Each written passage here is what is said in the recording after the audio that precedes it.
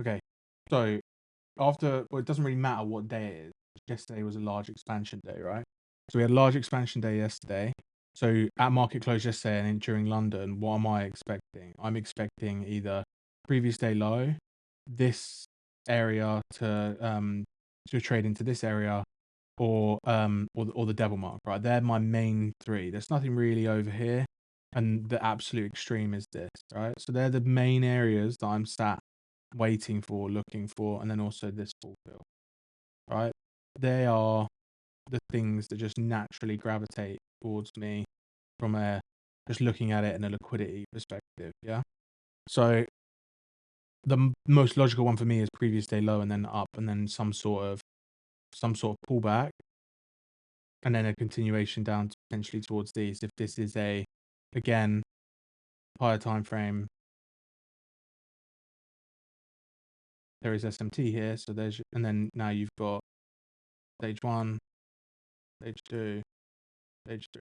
Yeah, so that's kind of what I'm looking at, is like the framing of that. But I wouldn't want us to just die through here.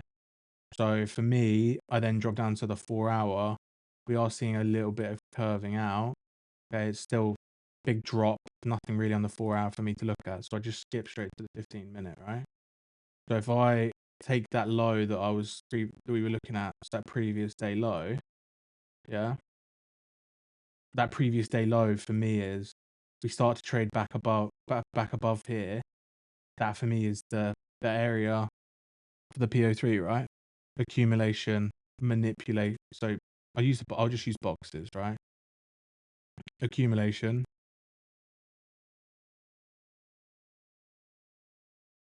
manipulation, distribution.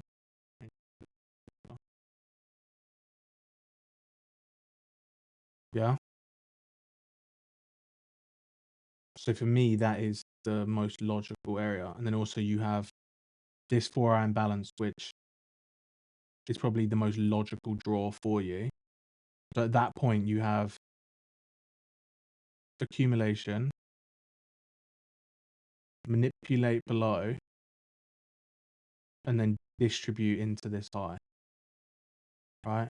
So that's basically what I framed for the day. Yeah, because on the previous day low, we're stalling, we're range bound. After we range, we typically have an expansion or a continuation. Your job to figure it out, right? In this instance, I'm framing the Po3 under the previous day low. So at that point, the moment we start to trade below this, 15-minute was a bit messy for me in terms of even up to this point. But this V-shaped reversal, yeah, immediate rebalance of this tells me that this is most likely the low, but like temporarily, either temporarily or whatever. So at that point, once we start to V-shape out of here, I notice that we have an inversion, yeah, and an imbalance, yeah, to which you basically just have a BPR. The overlapping of these is just a BPR.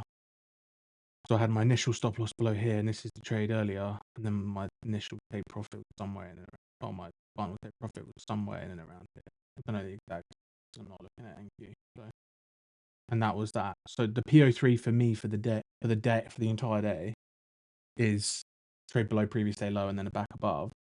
And in this instance, we trade below previous day low, we have a V-shaped reversal above. At that point, I want to get in on the trade. Literally picked in and never saw a drawdown, and then got out.